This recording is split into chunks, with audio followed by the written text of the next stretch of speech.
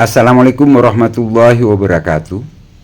Keris dalam warangka ini ya, dalam warangka Ladrang Jawa Timuran, itu adalah keris temuan. Jadi warangkanya ini termasuk baru ya, sekitar 1 tahun kemarin, dari kayu timoho. Motifnya pemirsa bisa lihat. Jadi yang sudah di finishing ini handle-nya. Kalau warangka dan gandarnya masih warna asli dari kayunya, tapi sudah digebyok, tinggal diberi pelindung. Keris temuan yang berada dalam warangka tadi berdapur Pandawa Cinarita. Bentuk besinya ngotak ya, cukup panjang sekitar 8 cm. Kemudian terdapat metuk ya, mirip tombak. Metuknya juga terpisah, bagian terpisah. Gonjonya buntutnya urang, kemudian nungkak ya. Pertemuannya dengan pangkal bila di belakang. Sedangkan sekar kacangnya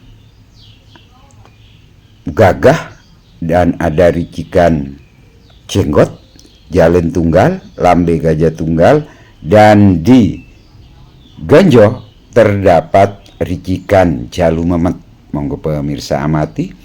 Jadi walaupun samar-samar masih kelihatan jalu memetnya. Kemudian pijitannya tegas, dalam, terdapat tikel alis, sogokannya rangkap, dalam juga.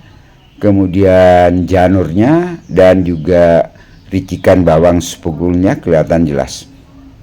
Di belakang grenengnya ronda nunut, karena di pangkal bilah juga terdapat greneng. Jadi keris pusaka ini memang butuh perawatan yang cukup sabar. Jadi ini hanya bagian kecil aja patinanya yang terkelupas, terutama di bagian sogokan. Namun hampir seluruh bagian wilah tertutup patina dan masih melekat. Jadi ini kalau diminyaki pelan-pelan, sebagian terkelupas terus ya. Jadi kita harus telaten. Kalau diberi jeruk nipis, kotoran-kotoran yang ada itu ada yang sudah terlepas. Dan bisa pemirsa lihat ricikan lain juga yang tak kalah menegaskan kewibawaan dan kekokohan keris ini adalah adanya ricikan geleger lembu atau geleger sapi atau odo-odo.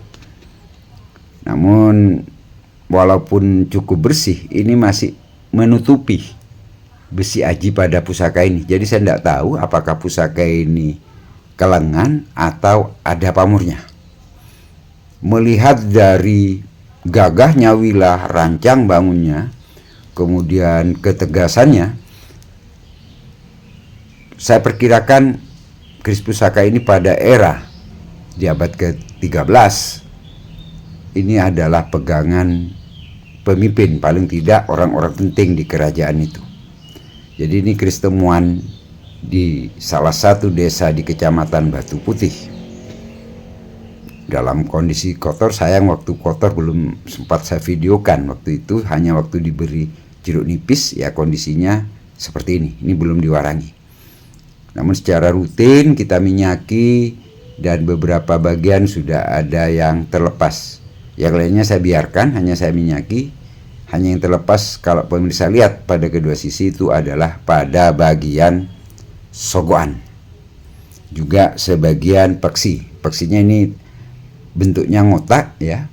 Jadi menurut saya ini merupakan salah satu keris peninggalan para pejabat atau petinggi kerajaan waktu itu Sumenep di bawah kerajaan Singosari, dan pusat pemerintahannya itu di Kecamatan Batu Putih.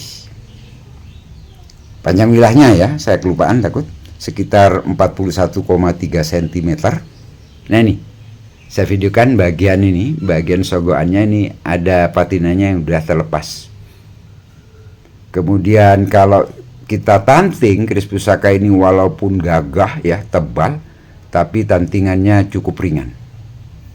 Secara sepintas pemirsa bisa lihat permukaan dari wilayah ini karena tertutup patina seperti seolah-olah ngelempung. Dan pada beberapa bagian sudah timbul lubang ya. Ini patinanya yang terlepas. Di bagian dalamnya kelihatan besi ajinya berwarna hitam. Saya merencanakan keris pusaka ini saya ingin warangi. Saya ingin melihat keutuhan besi aji yang terselimuti oleh patina ini.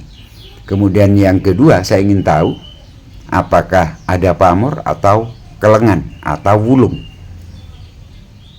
Mari saya babar dulu secara keseluruhan pada bagian wilah kondisi pusaka kalau hanya dibersihkan dengan jeruk nipis. Walaupun sudah berbulan-bulan kelihatan seperti ini.